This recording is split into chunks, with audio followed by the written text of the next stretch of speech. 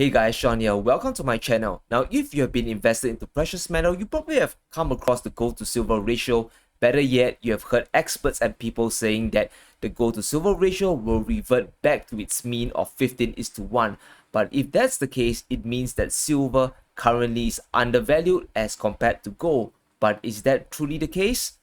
Is the gold to silver ratio really a good indicator that you can use to determine if it's time to buy gold now or invest more into silver? And in this video, we'll go through why the gold to silver ratio today is fundamentally flawed and why we might never ever see a 15:1 ratio ever again. And if you're buying silver hoping to trade it for gold down the road or trying to trade the gold to silver ratio itself, you need to watch this. And as always, if you want more content about how to invest better, be sure to subscribe to my channel. But let's dive right in right now. If you ever heard of the gold to silver ratio, it's basically the number of silver ounces you must have to equal the same value as 1 ounce of gold. So with the gold to silver ratio today being 74, it means that it will take around 74 silver ounces to equal the value of a single ounce of gold. Now, the gold and silver ratio has fluctuated over history from a low of 15:1 all the way to over 100:1. A lot of people are talking about the ratio narrowing back to the historical average of 15:1 when gold and silver were used directly as money, right? However, this is a very dangerous argument to make. Because if we assume this, if you are saying that it will revert back to its historical mean, it means that gold and silver are currently being used as money today, which is not true. And if we trace our steps back to the time of the Romans, the Roman Empire set the ratio at 12:1, while the US government fixed the ratio at 15:1 in 1792, more than 200 years ago. However, this pact was done by governments and had nothing to do with the free market. It's essentially price control. It's the same thing as the government stating today that a loaf of bread is going to be $5 and only $5 no matter what. And the big problem with relying on this historical pact to predict how the ratio will move in the future ignores three critical problems that we have to talk about. If the ratio falls to 15:1, it will mean that either silver price rises more than gold or gold crashes more compared to silver. Whatever the case, it just means that silver becomes more valuable than gold. However, that line of thought might be old world thinking that we have to abandon. The rules of the game has changed, and because of this, there's a good chance that a 15:1 gold to silver ratio will likely just be a fantasy. Now, I know there are tons of people out there saying that silver is money and the world will be a much better place if we return back to this precious metal that can't be debased. However, this is not really happening. We can all agree today that gold and silver is no longer used for day-to-day transactions.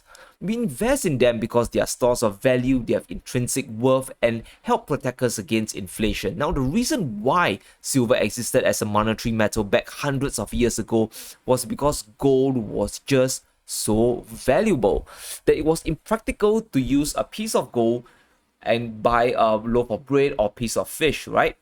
So silver was used as smaller change in order to handle these everyday purchases. However, there really isn't a need for silver to be used as monetary metal today for our day-to-day transactions. It's essentially not really necessary. The problem today is that the whole world runs on convenience, and because of that, it's simply impractical to walk around with a bag of silver coins like we did hundreds of years ago in the ancient days of Jesus Christ. It's just not possible.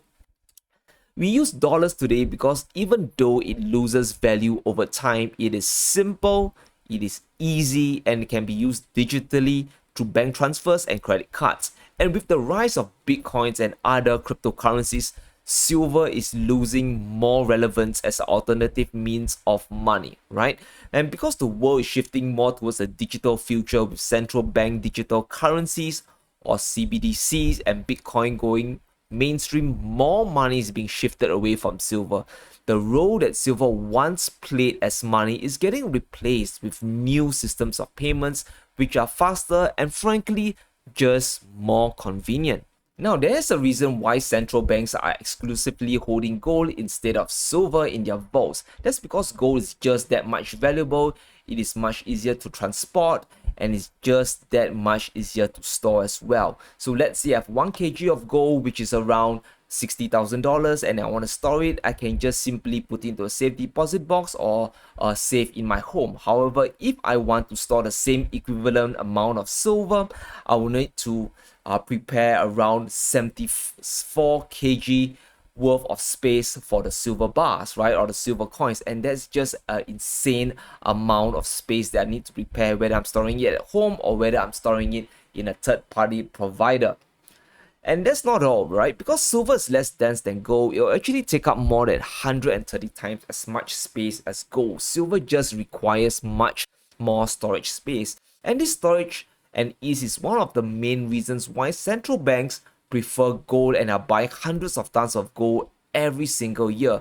Gold, to the central banks, they view it more as a monetary metal and a store of value compared to silver.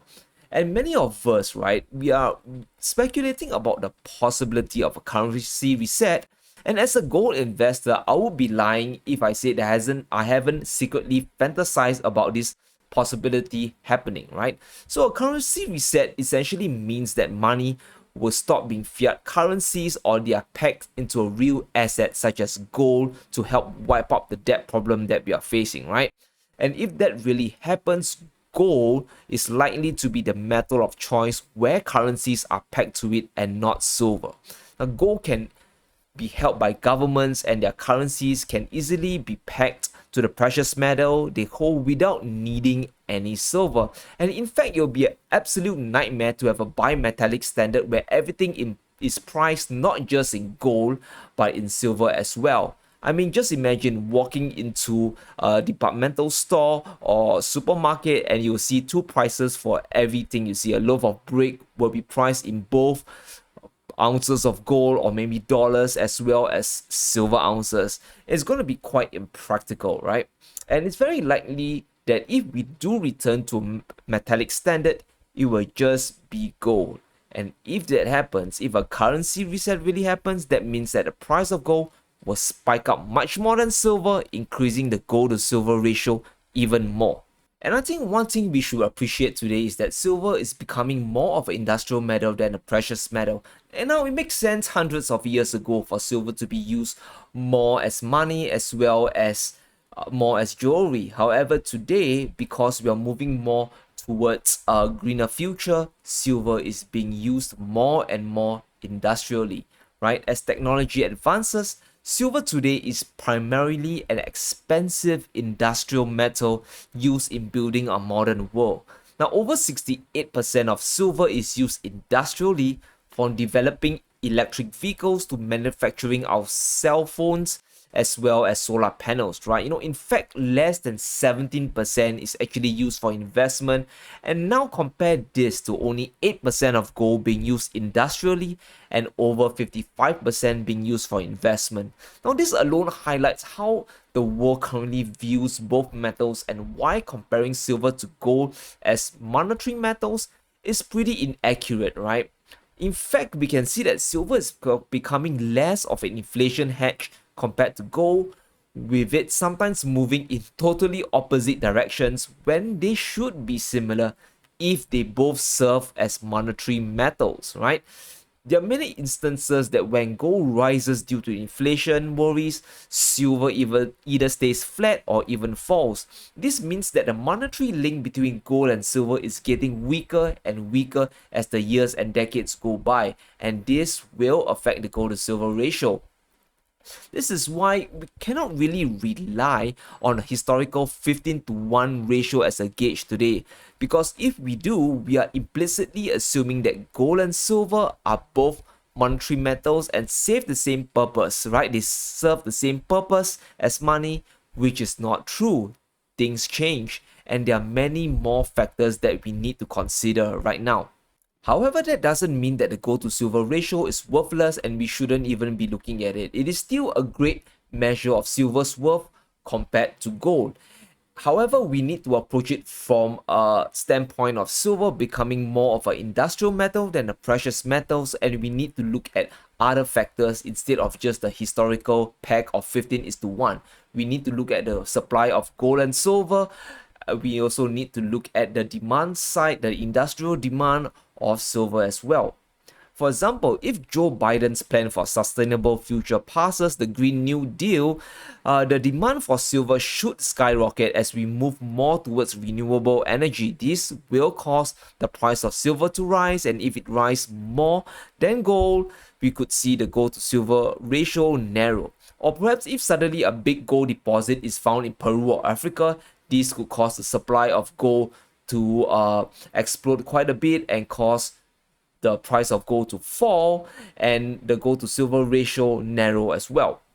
Now, in both situations, the ratio will narrow. So how do we trade the gold to silver ratio if we think that it will narrow, if we believe that silver currently is underpriced compared to gold?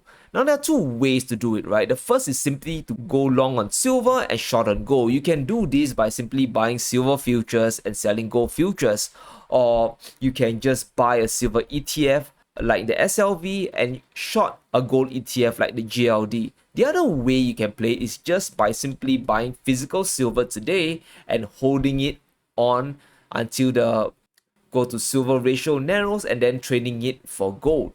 Whichever way you choose, just make sure that you're trading the gold to silver ratio with the right mindset, right? We are no longer comparing two monetary metals together, but one metal that is a store of value versus another which is more of an industrial metal. Now, as we become more advanced and new forms of money comes into the picture, such as Bitcoin, we need to change the way that we see gold and silver ratio. We need to view it in a different light. Now, I personally do not believe that we'll ever head back to the 15:1 ratio or even the 20 or 30:1 ratio. However, I believe at current levels around 60 to 70 to 1, silver is definitely overpriced by quite a bit compared to gold.